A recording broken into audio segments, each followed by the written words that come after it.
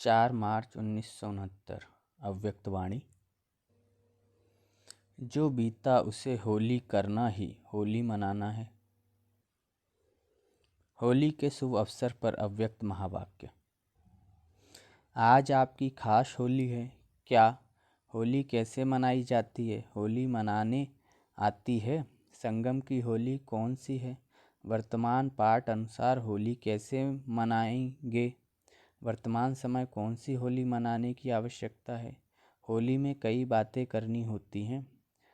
रंगा भी जाता है, जलाया भी जाता है और साथ साथ सिंगारा भी जाता है और कुछ मिटाना भी होता है। जो भी बातें होली में करनी है वह सभी इस समय चल रही हैं। जलाना क्या है, मिटाना क्या है, रंगना क्या है और सिंगारना क्या है, यह सभी कर लेना, इसको कहा जाता है मनाना। अगर इन चारों बातों में से कुछ कमी है तो मनाना नहीं कहेंगे। होली के दिनों में बहुत सुंदर सजते हैं। कैसे सजते हैं? देवताओं के समान आप सभी सजे हुए हैं। सजावट में कोई कमी तो नहीं है। सजावट में मुख्य होली का श्रृंगार कौन सा होता है? साग जो बनाते हैं उन्हों को पहले पहले मस्तक में बल्ब लगाते हैं।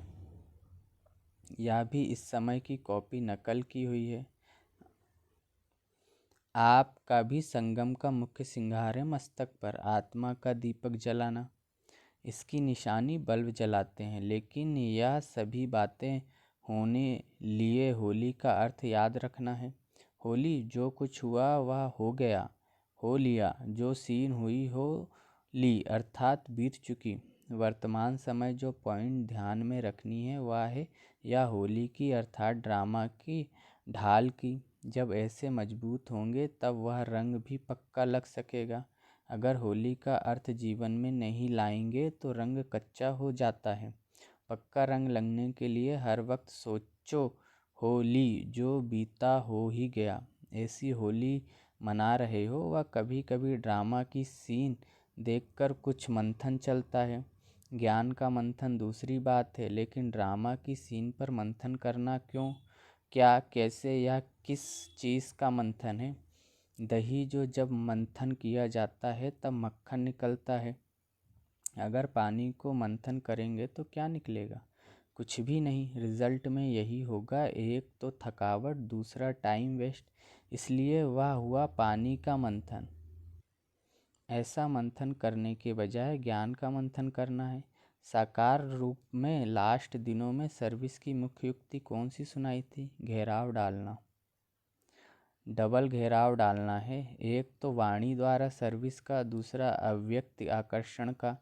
यह ऐसा घेराव डालना है जो खुद ना उससे निकल सके ना दूसरे निकल सकें। घेराव डालने का ढंग अभी तक प्रैक्टिकल में दिखाया नहीं है। म्यूज़ियम बनाना तो सहज है। म्यूज़ियम बनाना यह कोई घेराव डालना नहीं है, लेकिन अपने अव्यक्त आकर्षण से उन्हों को घायल करना यह है घेराव डालना। वह अभी चल रहा है।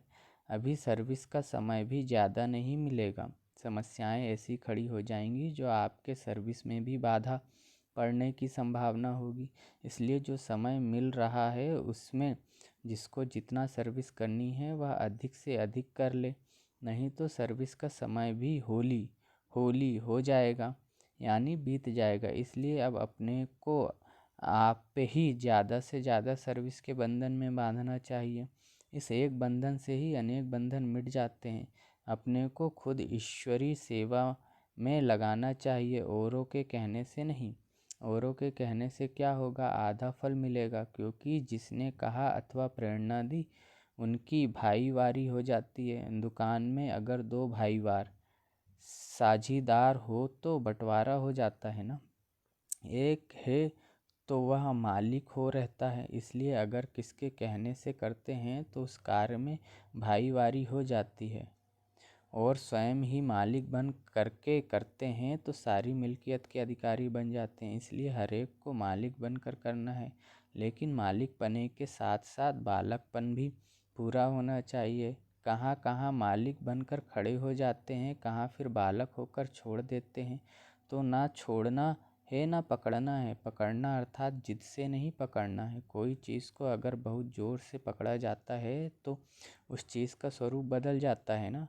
फूल को ज़ोर से पकड़ो तो क्या हाल होगा। पकड़ना तो है, लेकिन कहाँ तक कैसे पकड़ना है यह भी समझना है। या तो पकड़ते अटक जाते हैं व छोड़ते हैं तो छूट जाते हैं, दोनों ही समान रहे। यह पुरुषार्थ करना है। जो मालिक और बालक दोनों रीति से चलने वाला होगा, उनकी मुख्य परख यह होगी। एक तो निर्माणता होगी, उसके साथ निरहंकारी निर्माण और साथ साथ प्रेम स्वरूप। यह चारों ही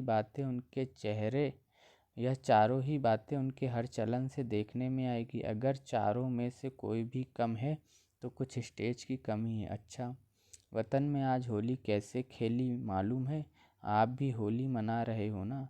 वहाँ संदेशी आई तो एक खेल किया। कौन सा खेल किया होगा? आप ले चलो तो देखें। बुद्धि का विमान तो है। बुद्धि का विमान तो दिव्य दृष्टि से भी अच्छा है। यहाँ तो वह हो ही नहीं सकता, वह चीज़ ही नहीं। आज सुहेजों का दिन था ना, तो जब संदेशियाँ वतन में आईं तो साकार को छिपा दिया। एक बहुत सुंदर फूलों की पहाड़ी बनाई थी, उनके अंदर साकार को छिपाया हुआ था। दूर से देखने में तो पहाड़ी ही नज़र आती थी। तो जब संदेशी आई तो साकार को देखा नहीं। बहुत ढूंढा, देखने में ही नहीं आया। फिर अचानक ही जैसे छिपने का खेल करते हैं ना, ऐसा खेल देखा। फूलों के बीच साकार बैठा हुआ नजर आया। वह सीन बड़ी अच्छी थी। अच्छा, फिर अव्यक्त बाप दादा हर एक को अमृत पिलाकर भोग दे रहे थे और एक एक से मुलाकात भी कर रहे थे। खास म्यूजियम वालों को डायरेक्शन दे रहे थे कि अव्यक्त आकर्षण से म्यूजियम ऐसा बनाओ जो कोई भी अंदर आए देखे तो एकदम आकर्षित हो जाए। ओम शांति।